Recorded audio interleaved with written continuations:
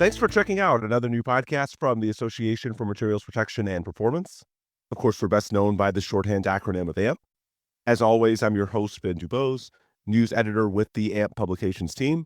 In that role, I create content for both Coatings Pro Magazine and Materials Performance Magazine, both of which are member magazines of AMP. Today, we're going to be discussing AMP's LatinCORR and Panamerican Corrosion Conference, held in Panama City, Panama on July 17th and 18th. This show combines two premier corrosion conferences under one roof. The show offers twice the technical content, twice the networking opportunities, and unmatched industry insights. So to chat about this groundbreaking industry event, we're talking with Juan Caballero, chairman of the AMP Board of Directors, and Greg Muha, director of conferences, exhibits, and sponsorships at AMP. Let's start with some introductions. Juan, I mentioned that you're currently chairman of the board, but obviously your time in this industry goes well beyond AMP. Can you tell our audience a little bit more about your career history? First of all, it's great to be here with you and Greg today in this outstanding podcast episode. Well, my background goes back to right now 24 years of experience, and I have been a member of legacy organizations, both NACE and SSPC at the time, and through my contributions as a member, as a volunteer to the organizations.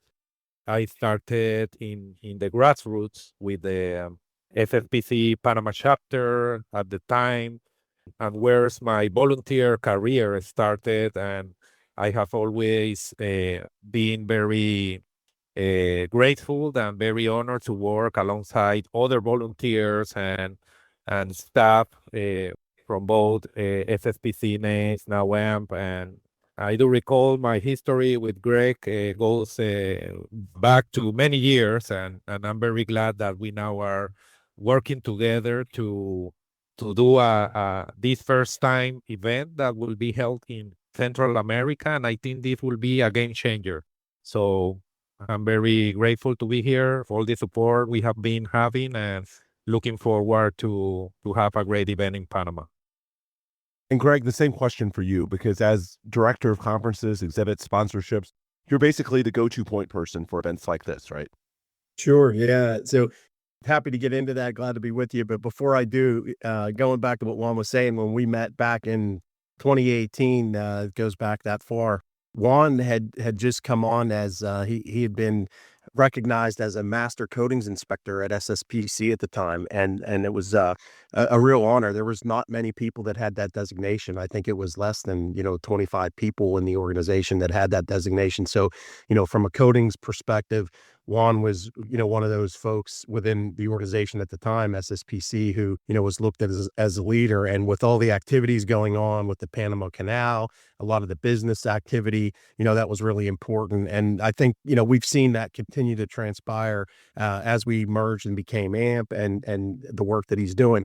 And really for this event, as you said, I am the director of conferences, exhibits, and sponsorship. And what we're really trying to do in the department is to meet the member needs. Obviously we have our annual conference, that's our flagship event, but we have a variety of regional and topical events that, we're trying to migrate to make them more of a specialty kind of conference nature. Not that the area piece goes away. Obviously the areas are the critical part of this. We want to do things for people in the regional areas. And this just was a natural opportunity to do something in Panama.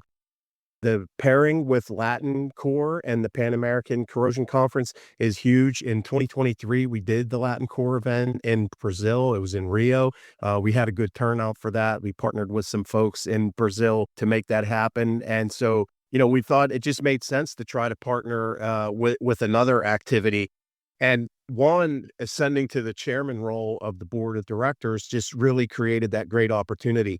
If you look over the history of our organization and the legacy organizations that formed AMP, we haven't had anybody from the, Central American region or the Latin American region, in this type of a position. So, part of this was trying to leverage and take advantage of the fact that we had a lot of momentum in that part of the world and connect it with the LatinCORR event, which also was doing very well, and its past kind of activity. So, this is really about tapping into a lot of the corrosion activity that was corrosion mitigation, prevention, cathodic protection that was happening in the LatinCORR space, and then really try to focus on the industrial coatings piece that is really going to be a part of tying into what's going on in Panama. Yeah, and to set some ground rules, we want this to be a free-flowing discussion, and if both of you guys want to answer, certainly you can, but it's also fine if only one of you does. Basically, whatever you think is best for your level of expertise. So, you already started with my first question, which is what inspired the decision to combine these two events into one. So, I want to expand on that a little bit. What are the opportunities that this creates for attendees now that this event is one relative to when it was two events in the past? I can take the first stab at that, and I'll kick it over to Juan after. But one of the big things that we've been focused on within the organization and certainly within the conferences department is really about member value. How can we create more value? And again, having not really done anything in this region of significance, we wanted to really plant a flag, show value, and really our hope out of this is that we're gonna light a fire around the people in Central America and in the Latin American region to see, hey, look, there's an opportunity for, where's the future one in the organization? Like he's going to be a guidepost for people to see. There are paths for people to get involved and migrate through the ranks to the organization to become, member leaders. So that was a big part of what we were thinking about with this. And Juan, I know you had some really significant thoughts and specific thoughts on, the bringing the two together and doing the event in the region. So I'll let you touch on that. Yes, thank you, Greg. I think that you bring a great perspective on all the scope or all the vision that we have behind the band. But I would like to add maybe that other topic around these two conferences is the fact that the board meeting will be held in Panama. This is something that is also something that have not been done in the past. I know that there was one meeting in Latin America around the 90s, but this will be like the second time in more than 83 years of history that a board meeting from AMP or its legacy organizations will be held. So that start with that idea of bringing the as a chairman of the board, I can decide where the meeting will be held, and I start talking with first with the board with Alan, and we start this idea to bring the board meeting to Panama, and the idea was very well received, and I have again to say that I have been very honored to have this support, and as soon as the idea started growing, we decided that we would like to do something that will help or be like a bridge between the board, between the staff, the higher management, in order to have the opportunity for all folks and members and end users in Latin America and Central America to be closer to the organization because, as Greg mentioned before, the AMP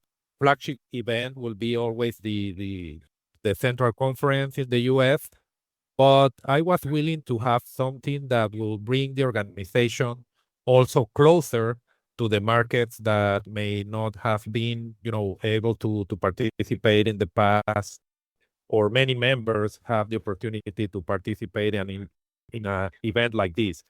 So that's where all the ideas start. I recall Greg coming to Panama around, I think, 8 months ago to start looking at everything, finding if because we have challenges as a region, and for sure, Greg and his team have to make sure that we have the capabilities, infrastructure, everything to be able to hold this conference in Central America.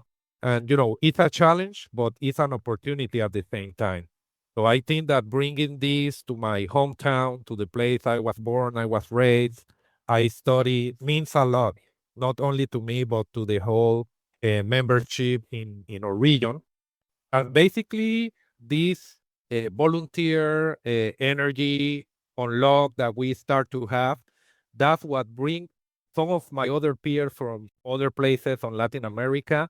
They reach out to me and they say, well, we also want to do the LatinCORR this year in Panama. Will you take that challenge? And I say, yes, let's do it. Let's work together. And And that's where now the turnout we have had, right now we are having people from Latin America, from the US, from Europe, and other places of the world that will be coming to present, to exhibit. And we look forward as well to have a great number of attendees that can take advantage of this conference, because it's really meant a big opportunity for everybody. And one thing I want to underscore real quick, AMP is not just an American organization. There's a global mission here. So how does this event support the Latin American and Caribbean region? What are the ways that this is tailored specifically to the issues of folks in those areas? I was there last August. That's when we came to do some site visits and look around. And Juan and I and several others, certainly committee members as they came on board. But initially, it was me and Juan and Jamie Burnell. We were having conversations about what do we need to do for this region. And the thing that really struck me and really resonated was Juan talked a lot about the quality type activities, and that with what goes on with the AMPP program, how a lot of the people in that region, it's not that quality is not important or they don't understand quality, but they don't understand how that QP program works and the real value that it brings for people when there's a specifier saying, hey, if you're going to be able to have a better job done. And so for you entities that have these assets that you own, it might make sense for you to learn more about this. So I think from that global perspective, it's helping other parts of the world really come to understand some of the things that the AMP platform can bring. So I think that was one piece of it. The other piece is from the LatinCORR perspective. Dr. Jorge Canto, Fabian Sanchez, they're stalwart AMP member leaders who've been involved in helping bring content to life. And they've been involved in LatinCORR and the annual conference, for that matter, for many, many years. And so, as Juan was saying, when he was approached by other folks about bringing LatinCORR on, it just really made sense. And so the thought is, hey, let's really expand this footprint. Let's not just make it about one kind of area. So I think the global aspect of it is really important. And, I'm just really excited to kind of see it all come to life. I mean, a lot of the things that people who have been to LatinCORR have experienced, they'll start to see that. But we're going to really be tapping into the areas that we've been talking about globally as an organization, things around workforce development, things that are critical to the asset owners and asset integrity. Really at the end of the day, the asset owners are really critical to our organization. And so, you have one of the largest asset owners in the world in Panama there. So, it just made sense to be there. I would just like to add to that part of the vision of the board of directors, together with our CEO Alan Thomas, is what you already mentioned, Ben, and Greg also touched on that, is the global expansion, the global scaling of AMP. And this not only means like a vision, it also means to all of us really doing things that can make that vision a reality. So part of this, as I mentioned before, is bringing the organization to the regions. As you know, Alan Thomas has been traveling the world. A lot of board directors have also been traveling and meeting with the people face to face. And I think that this really brings a really difference when we share and we have contact with all the members around the world. But back to the quality part, and not only the quality part, everything that AMP and the value that I, as a member for a long time and a volunteer, I have recognized the value that AMP can bring to the markets and to the professionals. This is something that for some time in Latin America and mostly in Central America, I think that people still don't realize the high value, the high impact that AMP can add to their professions, to their companies, and to the industry as a whole. So that's why I truly believe that this conference will be a real game changer, because we will have the presentations, we will have the expertise from people that have traveled the world, that people that have perspective from other industries, and they will be giving a lot of information, a lot of technical content, and also practical cases that will help the stakeholders in this region to understand. And the other part of meeting the Panamerican conference with LatinCORR is because, as I have seen, and most of my colleagues will agree with that, and my peers from the region, is that if we see America as a block, we have Latin America, we have North America, and Central America and the Caribbean is in the middle, but at the same time, this particular region, me knowing all about them globally, I feel have been falling behind on all the advancements and everything that the industry and AM have to give. So the Pan American Conference was that concept, to bring the region up to speed with the rest of the continent and really continue to set the framework, to set the stage for coming to help, because really what the organization is about is to help people, to help professionals, and to Greg's point, for example, the AMPP programs. These are programs that are not known in this region. And I know, I have known for several years that these programs will bring a lot of benefit to the industry as a whole. So I really look forward to the difference that this conference will make in the region. One thing I could just add to that is the other piece to this is, for a lot of people that will come to this conference, the reality is they probably would never make it over to an AMP annual conference. That's just not going to happen. So, this is something that provides a real opportunity for people who would otherwise not be able to have access to the type of content, the type of network, the type of people that we're going to be able to bring together at this platform. So that's the one thing that, our team has been taking very seriously, is that there will be a lot of people who have not really had a lot of exposure to AMP.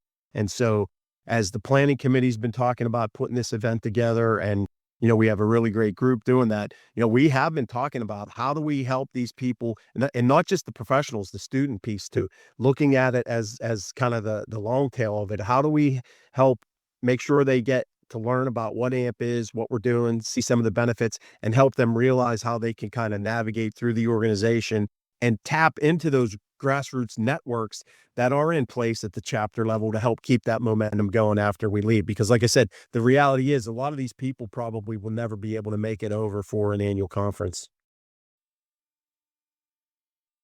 Hi, I'm Lisa Shortino, Managing Editor of Coatings Pro Magazine. Are you interested in exploring the latest trends in materials degradation and mitigation? If so, you can join scientists, engineers, and industry leaders at the 22nd International Conference on Environmental Degradation of Materials in Nuclear Power Systems, happening August 10th through 14th, 2025 in Long Beach, California. Hosted by AMP, this premier event brings together global experts to tackle the challenges impacting safety and performance in nuclear systems. Registration is now open. Secure your spot today at envdeg.amp.org. We'll see you in Long Beach. All right, so let's talk about the technical program here, because there's a lot going on. Obviously, as we mentioned off the top, the show is merging two powerful events into one. In terms of topics, you've got things ranging from pipeline integrity to coatings and marine environments. There's a lot going on here. How did the committee prioritize the types of technical content that it's going to feature? Are there emerging technologies and regional concerns that are going to shape that final program? Just walk us through, if you could, how that technical program was and is being developed to reflect the needs of attendees from really across the Americas. So again, I can kind of start and I'll kick over to Juan. So we initially come up with a variety of topics. LatinCORR as a base was the beginning, and then a lot of the industrial coatings type topics. Juan, and some of his network helped identify some of those as we were going. And then we created a committee that was comprised of people who had been involved in LatinCORR and people who were part of the Panamerican Corrosion conference piece that was put together. And initially they were going to go down two separate tracks. There was going to be two committees, work on two separate programs. And, early on in that journey and early on in that discussion, there was a eureka moment that we said, hey, wait a minute, let's do this together, and let's be talking about things where instead of having people pick between a quote unquote conference, even though it is two conferences, it's let's make sure we don't have any content overlap. Let's make sure that we're, driving things in a way. So I'll let Juan speak to some of those particulars, but really he and his colleagues in the region have been leading that charge and meeting. They meet every other week to talk about these kind of things. So Juan, I'll let you give an update of where you're at because I know I've missed the last couple of calls. Yeah, thank you, Greg. And I would also like to add that an event of this magnitude, to what Greg already mentioned, I think it will not be possible on the great collaboration and teamwork that has transpired along the weeks that we have been together planning and working hard to get to this point. And I have to tell that Greg and his team have been a great support to the volunteer committee that have also worked together to put these topics. But as I mentioned at the beginning, doing a type of event like this in our region it was really a challenge. It's first time that we do an event of this magnitude, so it kinds of we don't know what to expect. But as the weeks progress, we really have some challenge. But we came as a team and had our weekly meetings and talk openly about how to address things, how to team up to get things going. And I don't have the exact figures right now, but so far, I think we have around maybe 55 presentations, around from maybe 40 presenters that presented abstracts. We have around, I think it's 5 expert panels that will be touching on critical topics around marine infrastructure, very aligned with what the organization, new structure, is also working, with the vision of our CEO, Alan Thomas. So everything that we have been doing is being aligned somehow to the organization vision globally on how to continue to help regions globally. And we also will be having 4 educational short type courses and some workshops for all the attendees to also have a chance to take a glance on the great education topics and great education programs that also have to provide. So that will be kind of a sneak peek of the robust educational program that AMP offers around the globe. But I'm sure that a lot of my peers and folks will be able to also benefit from that. And then again, I have to tell that I'm so glad, I'm so happy, I'm so lucky to have the support from people, from US, from around the globe, that have called me and say, Juan, we will support you, we will support the event. And actually, this is something that it not only goes to the organizing committee and the staff, it also is something that the membership around the globe and the volunteer peers have this community of supporting each other. So I think that is another message that this event is bringing to our community. Yeah, the topics that the group has been talking about, I mean, I don't have the specifics on the actual session titles and whatnot, but I know the group has really talked about, advancements in cathodic protection and corrosion inhibitors, things around abrasives and surface preparation, material selection, a lot of discussion around advanced sustainable materials. I mentioned quality. That's something they've been talking a lot about. Concrete coatings, inspection, and we actually have some content that'll be in. We've been hearing a lot about artificial intelligence and machine learning, so we do have some abstracts in and around that topic. So, there is a wide-ranging spectrum of topics that are going to be addressed in there, and it really has been shaping up we always say, there's bad problems and good problems, and you want to keep bad problems out of the mix. We've been fortunate where we've had some good problems where we've had to make some selections about we only have limited number of spaces for people to speak.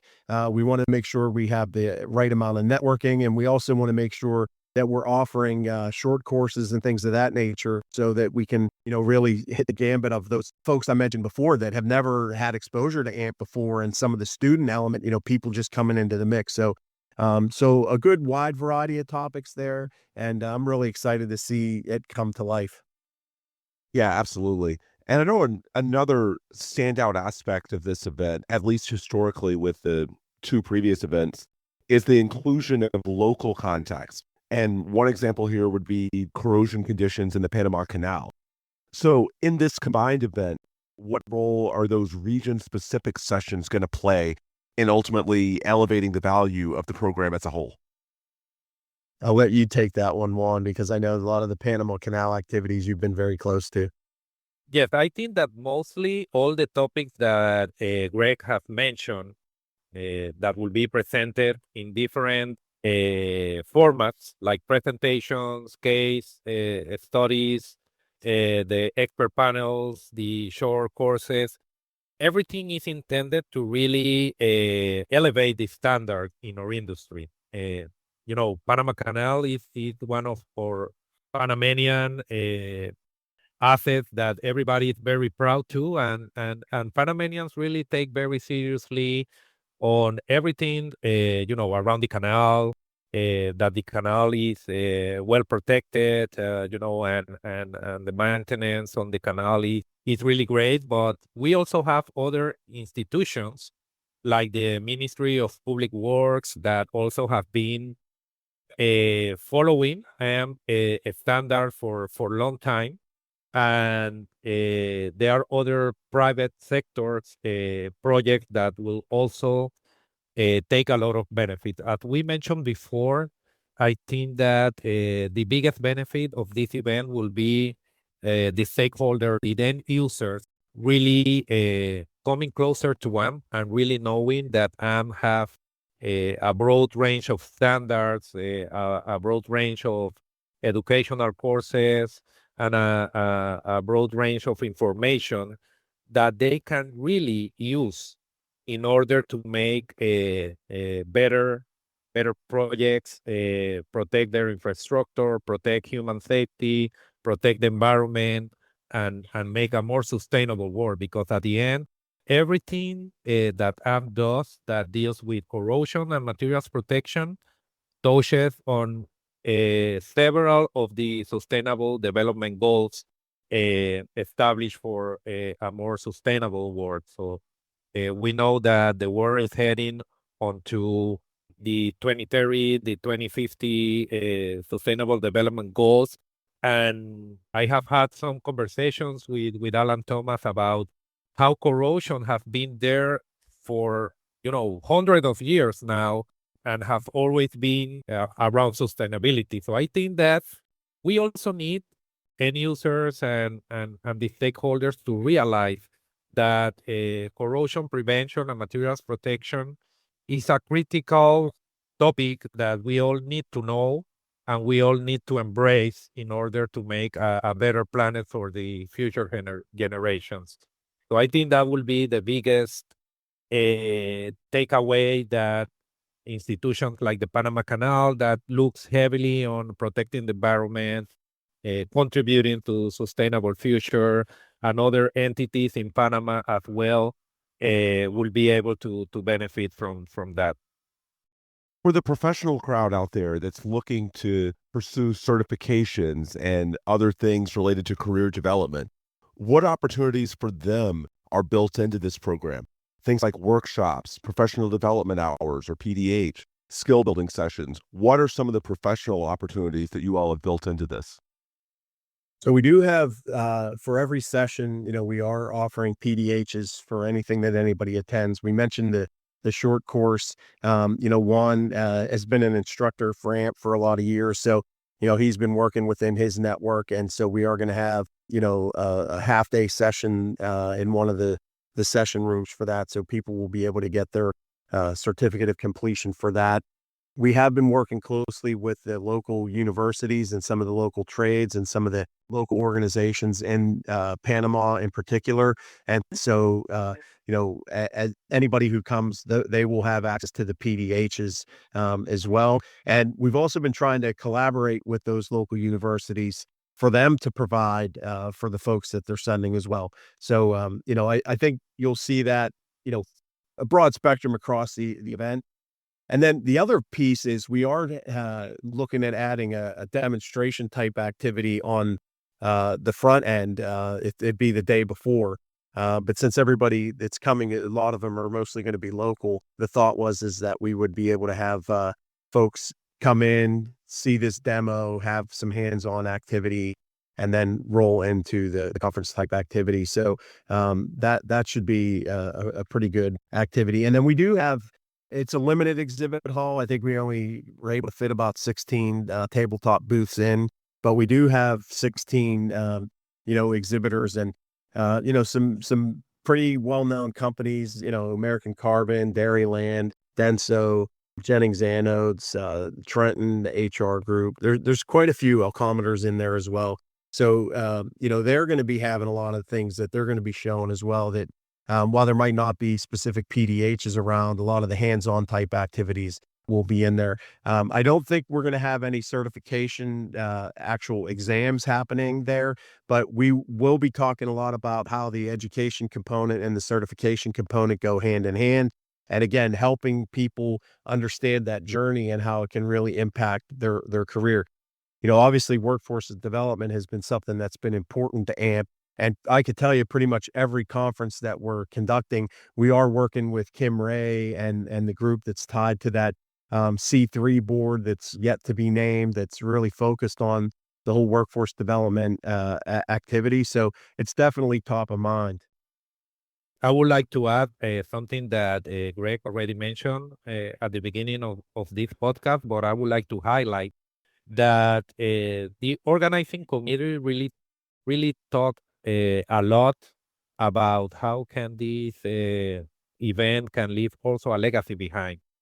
So we, as a group, we thought that having the university participation will be really great and will be able to contribute with the young generations to really take also advantage and benefit from this event. And I have to also mention that we spoke with staff and AMP as an organization is really giving the free passes participation for students and professors, because as I mentioned at the beginning, AMP is here to help. AMP is here to help the industry grow, the new generation understand better about corrosion and materials protection. So we thought that this will be of huge benefit for the industry. Have universities involved, and I know that the main universities in Panama and some of Colombia will be coming to the event. So I know that at the same time, this will offer an opportunity for them also to translate or to transfer more knowledge into their organizations as academic organizations. So this is a big part of this event that I'm really proud, and I really appreciate the staff and all the as an organization support to really give universities and future generations an opportunity here. Yeah, you mentioned those universities, and this year students and professors can attend for free. I really want to hit home that point.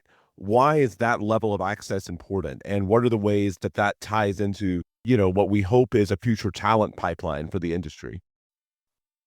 As the committee looked at the student aspect and the professor aspect, obviously those are going to be the future people coming into the pipeline. And so a lot of the people coming out of those types of places right now don't have the financial resources to be able to pay the full registration fees. A lot of the universities don't have the budgets to be able to send their professors. They don't have the expense accounts or expense in the budget to be able to get reimbursed. So a lot of times they're just paying out of the pocket. So we did want to make sure that we were trying to include as many of them as possible. We looked at, doing some student poster sessions, and we are still building some of those. So we talked about trying to have some stipends of being able to reimburse students for some of their travel as well. And, we are still looking at options for that. We made some sponsorship opportunities available for people who wanted to help kind of fund that. So I think the other biggest piece of this is just, showing how the workforce development piece, I mentioned how important that is to AMP, but we need to keep hitting that home. And if we're not bringing in people on the front end of that pipeline and showing that we're, investing there, we're committing resources there, we're creating content for people coming in on that front end, then we're doing a disservice. So, that was a lot of the mindset as we were putting this all together. And I remember it was probably one of the, second or third committee meeting calls. We talked a little bit about how do we tie into the student and university type activity, but we really hadn't had a whole lot of meat on the bone. So, a couple of the committee members stepped up and said, hey, we'll put together this student poster session.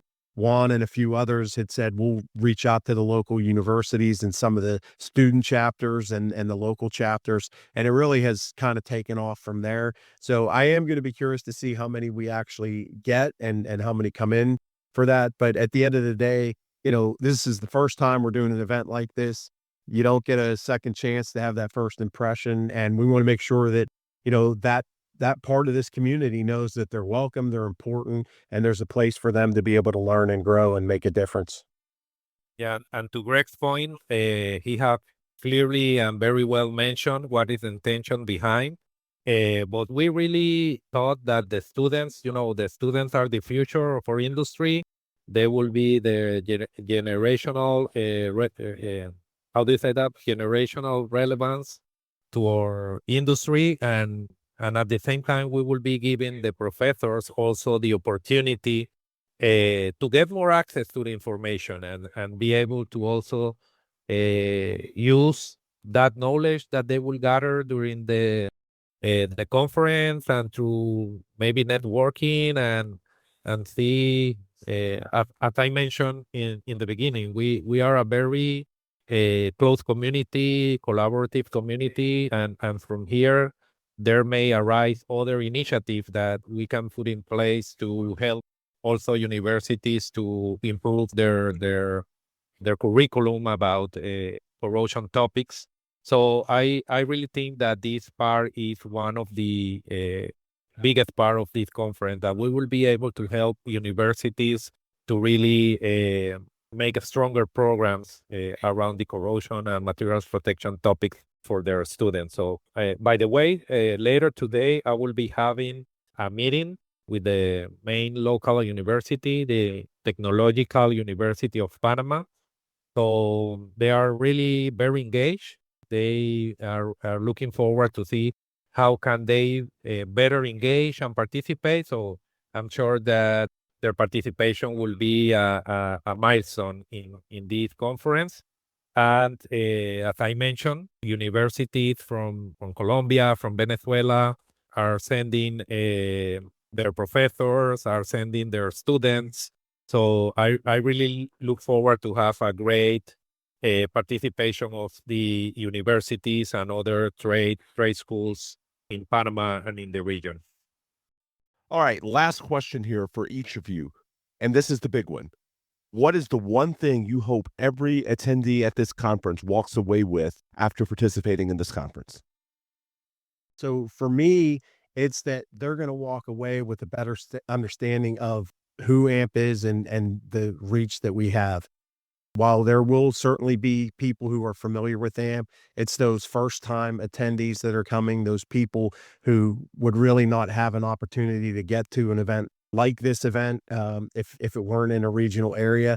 That's the thing that I think is the biggest takeaway for me is, as we've been working as a staff team supporting the committee putting this together, is it's about that experience. How do we make sure that we have a good experience for people, that they're able to take advantage of all the value that is packed into this event, and really, take it and go away and make a difference out in the local community? Because as they do that, for me, 5 years from now, 10 years from now, if we're doing, 4, 5, 6 events in the Latin America region, and we're starting to see more member leaders bubble up through the chapter ranks and, getting onto, program committees and on the board of directors, to me, I think that's really, what this is all about. And that's my takeaway is, what does that pipeline look like for that future? Because I think that's the critical piece for us going forward. It's great insight, Greg. Well, to me, I have also a lot of takeaways I see from here, but I think the main one will be for me to really accomplish ambition, that is building a stronger industries and a fortified industry that really come to really know and really come close to AMP, because AMP, for me, have been a lighthouse for all my professional career. AMP have helped me to grow as a professional in the corrosion and materials protection industry. AMP have shaped my leadership skills as well. I have gone through the grassroots up to the chairman role of the global board. So I really see this, that if AMP have provided this to me, it can also provide it to other people, other folks in the industry, and mostly to the younger generations, to the future of our industry that are within the young professionals. So that will really be my biggest takeaway of this conference, making that bridge of opportunity for others that will follow us. And maybe when we retire from the industry, we will see back and we will say, oh, this conference really make a change and really help others to succeed. Good stuff. And Greg, before we go, for anyone listening that might want to register, exhibit, or sponsor, or just learn more about the event, I'm assuming the best place to do that is by just going to the events page at amp.org, right? Just amp.org/events. And then this conference is, I believe, the first tab on that page. Correct. Absolutely. That is the best and easiest way to get everything from the technical program. The exhibit, as I mentioned, it's sold out. So unfortunately, we don't have any more opportunities for exhibitors, but there are sponsorships still available. People who want to attend, the registration link is on there. We certainly encourage that. And, we're really looking forward to having a fantastic event and celebrating for the region, celebrating our leadership. As Juan mentioned, the board of directors is going to be there. They're going to be meeting. A lot of them are sticking around for the conference. So, everything's right there on the website. Come join us. We'd love to have you. Greg, Juan, thank you so much for the time. You, Ben. Thanks, Juan. Thank you, Ben, for the opportunity to share with all the audience the great things we will be doing in the conference together. And thank you, Greg, again for leading your team to really help us to make this a successful event. Pleasure, me, amigo. Thank you, amigo. All right, great insight from Juan and Greg. And with that, we will bring this episode to a close. On behalf of AMP Publications, I'm Ben Dubose. And if you want more resources from AMP or our publications within the association, just visit amp.org, coatingspromag.com, or materialsperformance.com. You can also check out our social media pages on basically every major outlet. Just search for AMP or your publication of choice. That's often where the most timely and breaking news, especially as it pertains to industry events and recent developments, is initially posted. As always, thanks for listening, and we'll be back soon with another new episode.